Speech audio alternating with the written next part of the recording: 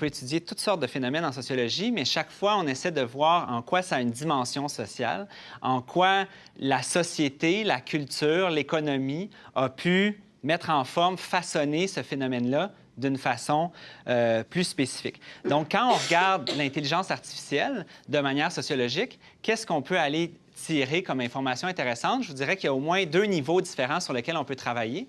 Premièrement, de voir c'est quoi l'intelligence artificielle en tant que discours, comme chose dont on parle, on se représente l'intelligence artificielle d'une certaine façon. Ensuite, c'est de regarder dans quel contexte social et économique l'intelligence artificielle va être produite. Donc, dans quel contexte ça va prendre place. C'est plus sur cet aspect-là que je vais développer dans ma présentation, mais je vais commencer avec la question du discours et des représentations, parce que c'est vrai que le terme intelligence artificielle, ça amène toutes sortes d'images dans nos têtes. C'est un mot qui est très, très chargé et souvent dans le domaine du numérique, des technologies médiatiques, d'Internet, surtout venant de Silicon Valley, on a souvent tendance à utiliser des termes très, très, très ambitieux. On va parler d'économie du partage, on va parler de disruption, d'informatique en nuage. Nos données seraient quelque part dans un nuage, et évidemment l'intelligence. Donc, avant qu'on parle plus d'intelligence artificielle, on avait parlé quand même beaucoup, on utilise le terme téléphone intelligent. Un téléphone intelligent. Aujourd'hui, un téléphone intelligent, on s'en sert dans le fond assez peu pour faire des téléphones. Puis même l'intelligence comme telle, on peut la questionner. C'est une machine à récolter des données, finalement. C'est un collecteur de données. Ce serait peut-être un autre terme qu'on pourrait utiliser. Donc, c'est ça. Il y a toutes sortes d'images. Ça peut être des images très positives. On va parler de villes intelligentes. Mais souvent, on a beaucoup de craintes par rapport à l'intelligence artificielle. Et là, il y a plein d'œuvres de science-fiction qui peuvent nous venir en tête. On peut remonter jusqu'à Frankenstein, 2001, l'Odyssée de l'espace, les Borg dans Star Trek, Terminator, Skynet qui a pris le contrôle de la planète. Moi, ce que je veux vous amener, c'est qu'en fait, pas Internet, l'intelligence artificielle, c'est d'abord une production humaine. C'est des humains qui construisent ça. Donc, c'est une construction sociale. Ça veut dire qu'il y a des acteurs différents qui participent à la construction de ça. Ils ont peut-être des objectifs différents, tout ça. Donc, il peut y avoir éventuellement des rapports sociaux, des rapports de force. Donc, c'est un travail qui est humain, même si on pense à intelligence artificielle, il y a des humains derrière ça. Je vais vous proposer, dans le fond, 3 questions pour justement essayer de débusquer qui sont ces acteurs-là, en quoi il y a un travail humain derrière l'intelligence artificielle. Première question, c'est qui la finance et puis à quelle fin? Donc, quels objectifs on donne à l'intelligence artificielle? Donc, par exemple, sur YouTube, comment on va recommander certaines vidéos sur la base de ce que vous avez déjà écouté, peut-être sur la base de ce que des personnes comme vous écoutent, tout ça. Mais dans le fond, pourquoi est-ce qu'on fait ces recommandations-là?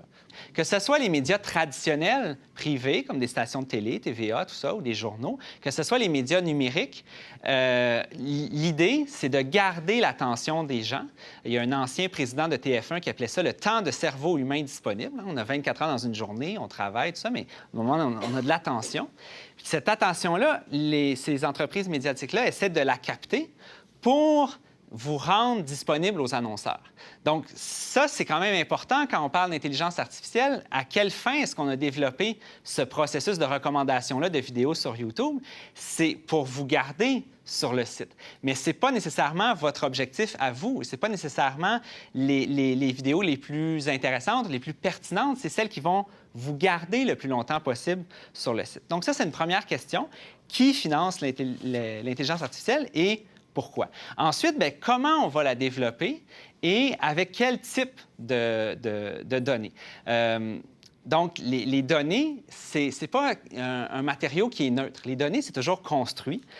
On les pige quelque part et l'intelligence artificielle, elle est aussi codée. On la travaille, puis ça aussi, c'est travaillé par des humains.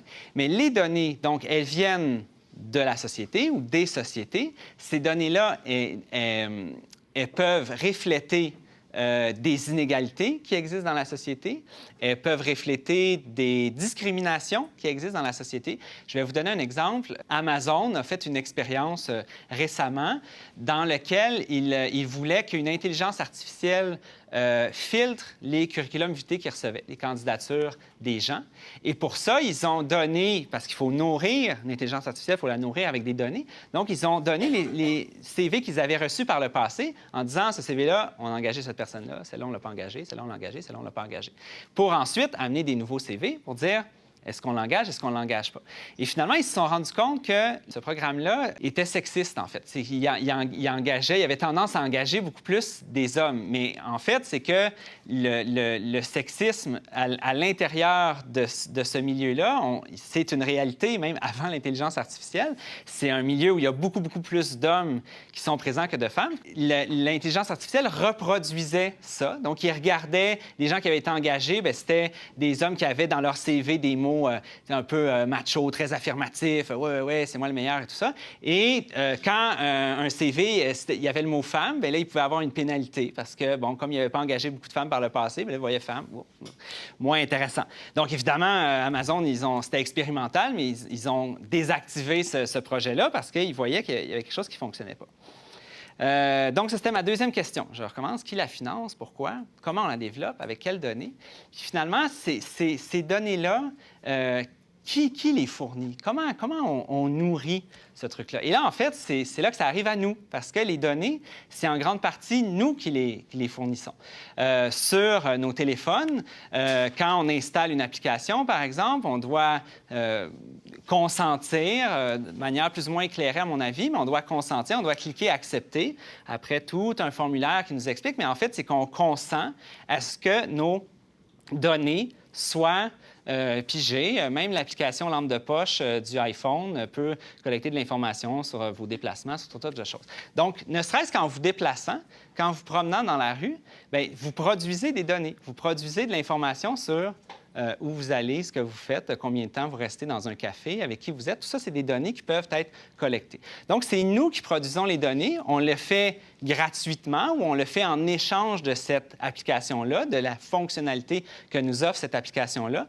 Ça, il y a plusieurs chercheurs en Europe qui appellent ça du digital labor. En fait, c'est que d'une certaine façon, on travaille parce qu'on produit de la valeur, mais il y a des gens qui carrément travaillent avec un petit salaire. On va appeler ça des fois des travailleurs du clic.